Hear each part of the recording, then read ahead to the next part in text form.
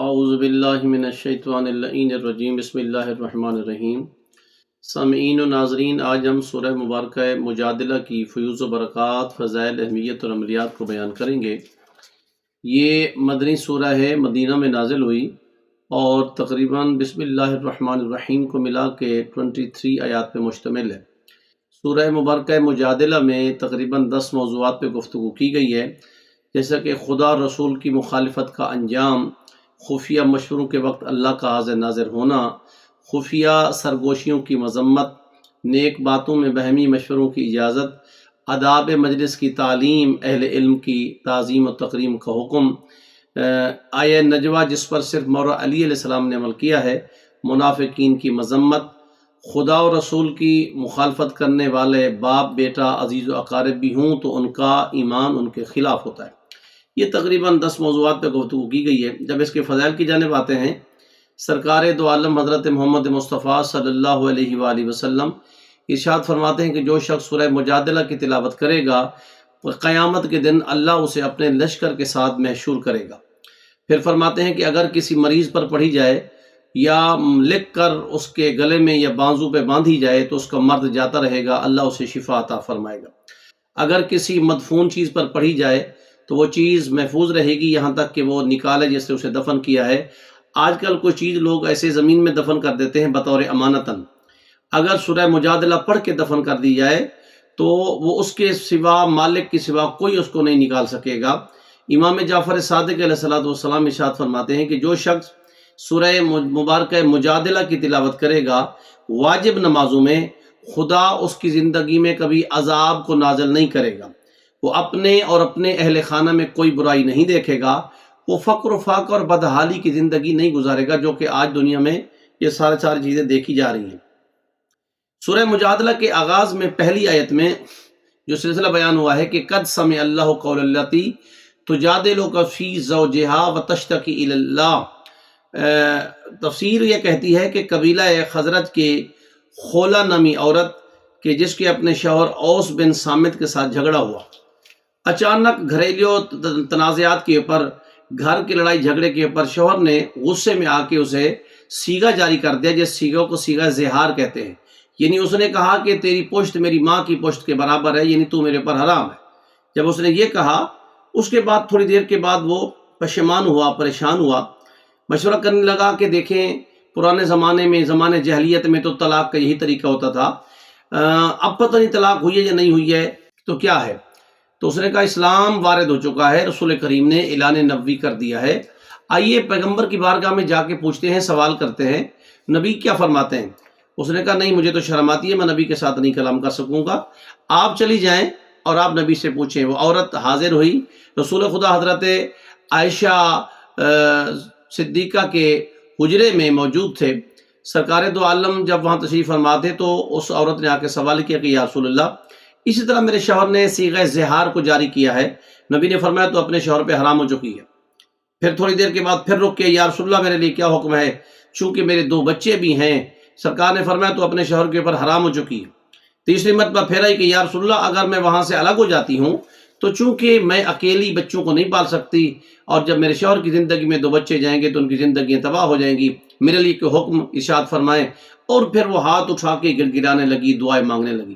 ان کی جو دعا تھی بارگاہ الہی میں قبول ہوئی تو خداوند متعال نے فرمایا میرا حبیب ان کے لیے کہہ دو چونکہ انہوں نے غصے میں آ کے، اس کے شوہر نے آ کے زہار کا صیغہ جاری کیا ہے، لہٰذا ان سے کہیں کہ آپ جو ہے جس کو صدقہ کہا جائے یا کفارہ کہا جائے، کفارہ دے دیں تو آپ آپس میں دونوں میاں بیوی ہیں۔ نبی کریم نے اس کے شوہر کو بلا اور کہا کہ بتائیے کہ آپ آیا ایک غلام کو آزاد کر سکتے ہیں؟ اس نے کہا یا نبی اللہ، زمانے میں غلام بڑے مہنگے ہیں، میں یہ طاقت نہیں رکھتا ہوں۔ نبی نے فرمایا بتائیں کہ اس کے بعد 2 مہینے پے در پے یعنی مسلسل آپ روزے رکھ سکتے ہیں؟ یا رسول اللہ میں روزے رکھنے کے قابل بھی نہیں ہوں، اس لیے کہ تھوڑی تھوڑی دیر کے بعد مجھے بھوک لگتی رہتی ہے، میں بھوک کو برداشت نہیں کر سکتا ہوں۔ تو نبی نے فرمایا پھر ایسا ہے کہ 60 مسکینوں کو کھانا کھلا سکتے ہیں؟ یا نبی اللہ کچھ آپ تعاون کرے کچھ میں کروں گا۔ تو 15 لوگوں کا کھانے کا ارینجمنٹ رسول خدا نے کیا ہے، باقی انہوں نے کیا۔ تو یعنی یہ زہار بھی ایک طلاق کی قسم شمار ہوتی ہے، لیکن اس کے لیے وہی شرائط ہیں کہ جو طلاق کی شرائط ہیں، یعنی غصے میں دی جائے گی پھر بھی نہیں ہوگی، ایک طہر گزرے اس کے بعد میاں بیوی کے تعلقات قائم نہیں ہوئے ہیں تو پھر ہوگی، اگر اس سے تعلقات قائم ہو چکے ہیں تو اسی مہینے میں دوبارہ یہ صیغہ بھی جاری نہیں ہوگا۔ تو بہرحال اس میں زہار کو بھی یہاں بیان کیا گیا ہے۔ آیت نمبر 9 میں جب آیت میں ہے کہ اذا جاؤکا، میرے حبیب تیرے پاس کچھ لوگ آتے ہیں، جب لوگ آتے ہیں تو عجیب قسم کا سلام کرتے ہیں، اور سامعین آج بھی لوگ اس طرح کا سلام کرتے ہیں، اور بڑے پڑھے لکھے لوگ جو ہے انتہائی ویل ایجوکیٹڈ لوگ وہ کہتے ہیں السلام علیکم، السلام علیکم۔ السلام علیکم کا مطلب ہے تمہارے اوپر موت واقع ہو جائے، تم مر جاؤ، بجائے دعا دینے کے بعد دعا دیتے ہیں۔ رسول کریم حضرت عائشہ کے حجرے میں تھے تو اسی طرح ایک مرد آیا، یہاں دو روایتیں ہیں، ایک روایت یہ ہے کہ ایک عورت آئی، اور ایک روایت میں نہیں کہ ایک یہودی مرد آیا، اور اس نے باہر سے کھڑے ہو کے نبی کو کہا السلام علیکم، یعنی تمہارے پر موت واقع ہے۔ نبی نے فرمایا وعلیکم، آگے جملہ نہیں کہا۔ جب اس نے 3 دفعہ کہا، نبی نے 3 دفعہ کہا، آخر میں زوج پیغمبر نے فرمایا کہ او بدبخت، تو کیا نبی کو موت کی دعا دے رہا ہے؟ تو یعنی سلام کا طریقہ کیا ہے؟ سلام کا طریقہ یہ ہے کہ سامنے والے کو دیکھ کے سلام کریں، السلام علیکم ورحمۃ اللہ وبرکاتہ، یا سلام علیکم ورحمۃ اللہ وبرکاتہ۔ یہ السلام علیکم طریقہ جو ہے یہ یہودیوں کا طریقہ ہے، مسلمانوں کا طریقہ نہیں ہے، اس سے اجتناب کی جائے۔ تو بہرحال یہ سلسلہ بھی سورہ مبارکہ مجادلہ میں بیان ہوا ہے۔ اس کی ایک آیت میں ہے کہ حزب الشیطان هم الخاسرون، کہ شیطان کا جو گروہ ہے وہ ہمیشہ خسارے میں ہے۔ سلیم بن قیس ہلالی کی روایت ہے، چونکہ آج 2024 کی 13 رجب کی شب ہے، تو اچانک یہ روایت جب میں مطالعہ کر رہا تھا تو میرے مولا امیر علیہ السلام کی شان میں اسی سورہ مجادلہ کے ضمن میں میرے سامنے آئی، تو میں نے اسے بیان کرنا مناسب سمجھا کہ سلیم بن قیس ہلالی کہتے ہیں کہ میرے مولا نے ارشاد فرمایا کہ اے انسانوں، اے لوگوں، اس امت کے 73 فرقے ہوں گے، کلہم فی النار الا واحدہ، فرمایا سارے کے سارے جہنم میں جائیں گے سوائے ایک کے جو جنتی ہوگا۔ تو جنتی پھر فرمائے کہ 73 میں سے 60 فرقے عامت المسلمین کے ہیں، اور 13 فرقے ان لوگوں کے ہیں کہ جو ہماری محبت کا دم بھرتے ہیں، مگر مولا نے فرمایا اس میں فرقہ ناجیہ، یعنی جس کو نجات پروردگار عالم نے عطا کی ہے، وہ ہے جو ہمارے احکام کی پیروی کرتا ہے۔ پہلی بات، خالی علی کو نہیں ماننا، علی کی بھی ماننا ہے۔ پھر فرمایا ہمارے دشمنوں سے بیزار ہے، مولا فرماتے ہیں جو ہمارے دشمنوں کے ساتھ رہتا ہے ان سے بیزار نہیں ہے، وہ بھی ہمارا شیعہ نہیں ہے۔